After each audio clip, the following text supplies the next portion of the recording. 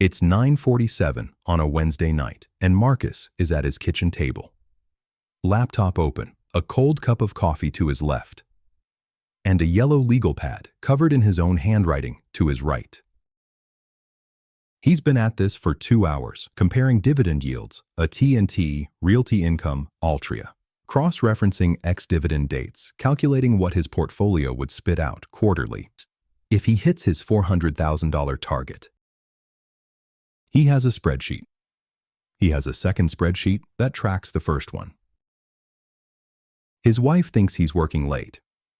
He is working late. He genuinely loves this. The yellow pad says, at the top, in underlined capital letters, passive income. And Marcus feels, in this moment, like he is doing the thing. The serious, adult, financially responsible thing. Like he has cracked something. Other people are too lazy to crack. He hasn't cracked anything. He's lost, quietly and politely, a decade. My name is Jack. And today I want to talk about the most psychologically satisfying mistake in personal finance, dividend investing. And why the people who do it most passionately are often the ones who understand the math best.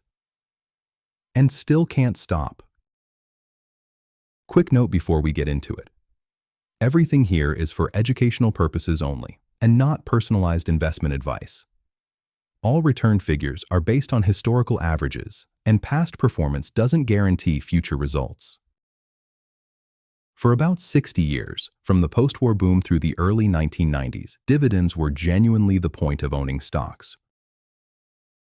You bought shares in a company the way you'd buy a rental property, for the income it threw off. Capital gains were gravy. The dividend was the meal. Your grandfather probably thought about stocks this way.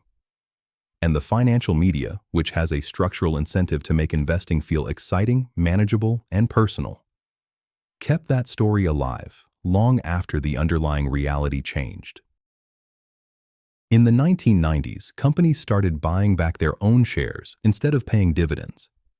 It was more tax efficient for shareholders, cleaner on the balance sheet, and frankly, better for stock price optics.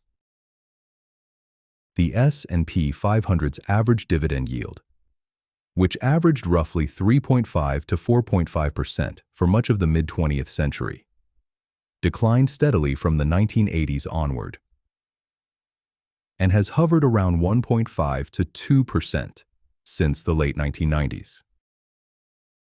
The era of the dividend stock as income machine was effectively over. But the psychological appeal of it, the income, the check, the tangible proof that your money is working, that didn't go anywhere. So let's say Marcus has a friend. Her name is Diana. Same age as Marcus, 38. Same income, same amount to invest each month, $800. Same starting balance of $0. The only difference is what they do with that $800. Marcus builds his dividend portfolio the way he's been building it. Carefully, intentionally, with real attention to yield and payout ratios. He targets an average dividend yield of around 3.5%, which is generous by current market standards. And after costs, his total annualized return lands around 6.5%. There are periods he does fine. There are periods he does great. But on average, over 30 years, he trails. Diana buys a total market index fund. She doesn't have a yellow pad. She doesn't have a spreadsheet. She sets up an automatic transfer on the first of every month. And she goes back to watching television. Averaging approximately 7 to 7.5% annualized return. Roughly 1% more than Marcus. Run that out. Marcus's $800 a month at 6.5% for 30 years becomes approximately $818,000. Diana's $800 a month at 7% over 30 years becomes approximately $910,000. That's a gap of around $92,000. That's not a rounding error. That's nearly $100,000 that Marcus left on the table while feeling like he was winning. But that number isn't even the real number. It doesn't account for the tax drag. Here's something the dividend investing content machine never puts in a headline. Dividends are taxed every single year, whether you want them or not. Qualified dividends get the lower long-term capital gains rate, currently 0, 15, or 20%, depending on your income. But you're still paying taxes on income you didn't ask for and may not need. Every year, like clockwork. Index fund investors, by contrast, control when they realize gains. They sell when they need the money. And that's called tax-deferred compounding. Research on the tax cost of dividend-heavy ETFs versus total market funds tells a consistent story. High dividend strategies carry 0.3 to 0.7% more in annual tax drag in taxable accounts. And that's on top of the performance gap. Stack those two together, and Marcus isn't just behind. He's being taxed for the privilege of being behind. I call this the income illusion tax. The price you pay, in real dollars, every April, for the feeling that your money is actively working for you. The dividend check lands in your account, and your brain releases a small, satisfying reward signal. You feel like a landlord. You feel like a capitalist. You do not feel like someone who just paid taxes they didn't have to pay. But one of those things is true, and it's not the feeling. And here's the part that nobody wants to say out loud. There is no villain here. A T&T isn't stealing from Marcus. Altria isn't running a scam. The financial content creators who make dividend portfolio videos, many of them thoughtful and well-intentioned, are not lying to him. They're giving him what his psychology is asking for: a story about income, autonomy, and visible financial progress. The system isn't broken. It's working exactly as it was designed: to sell the feeling of wealth generation to people who would rather feel it than maximize it.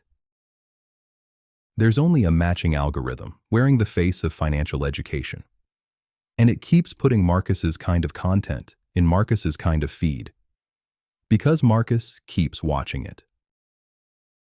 In their landmark 2000 paper, Trading is Hazardous to Your Wealth, researchers Brad Barber and Terrence O'Dean found that the most active retail traders underperformed the market index by roughly 6.5% per year, driven primarily by transaction costs and poorly timed trades. Dividend investors aren't that bad, but they share the same underlying motivation: the need to feel like they are doing something, actively managing something, in control of something. Barber and Odean's core finding, replicated across decades of behavioral finance research, is that the feeling of competence and the fact of competence are not the same thing. A Bankrate survey found that 57% of Americans say they feel intimidated by investing. Dividend investing solves that problem, emotionally. It gives you a framework, a yield to evaluate, a date to check. It makes a complex system feel gameable. That feeling is worth something to people. It just costs them money.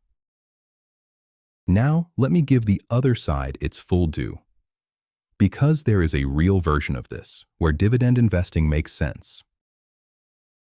If you are living off your portfolio right now, retired, early retired, Coast FI, whatever, Cash flow matters. In a way, it doesn't for accumulators. Selling shares to generate income in a down market exposes you to what's called sequence of returns risk, the danger that a market downturn in your early retirement years forces you to sell shares at depressed prices, permanently reducing the capital base that generates your future growth.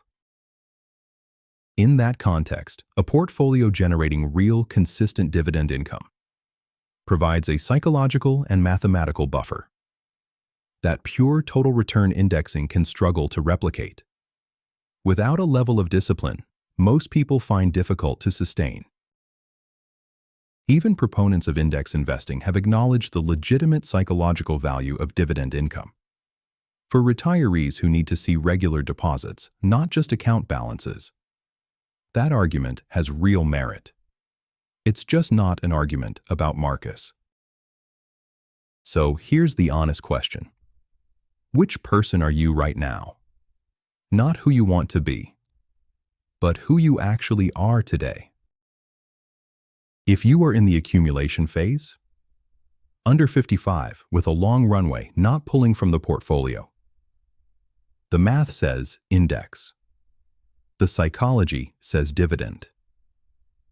And the gap between those two things is exactly where you lose money without knowing it. First, open a tax-advantaged account if you haven't. A Roth IRA through Fidelity or Vanguard, where dividend tax drag disappears entirely. Put your index fund there. Second, if you genuinely want dividend exposure, consider a dividend growth fund like VIG, the Vanguard Dividend Appreciation ETF, which selects companies with records of growing dividends rather than just maximizing current yield. It has historically come closer to broad market returns than pure high-yield strategies, while offering somewhat lower volatility, giving you the psychological engagement without the full tax and performance cost. Third, automate the transfer and close the app. The Barber and Odeon research isn't just about trading. It's about checking. Every time you log in to feel good about your portfolio, you are one click from a decision that costs you. It's a Wednesday night. Marcus is still at the table. His yellow pad has more numbers on it. He feels sharp, engaged, on top of his finances. Across town, Diana finished whatever she was watching, set her phone down, and has already forgotten she even has investments. Based on historical return averages, Diana could have close to $100,000 more than Marcus over 30 years. And that gap widens further when you factor in annual tax drag. She didn't outwork him. She didn't outsmart him. She just stopped performing financial responsibility long enough to actually practice it. The income illusion tax is real. It doesn't show up on your brokerage statement. It shows up in the gap between what you have and what you should have.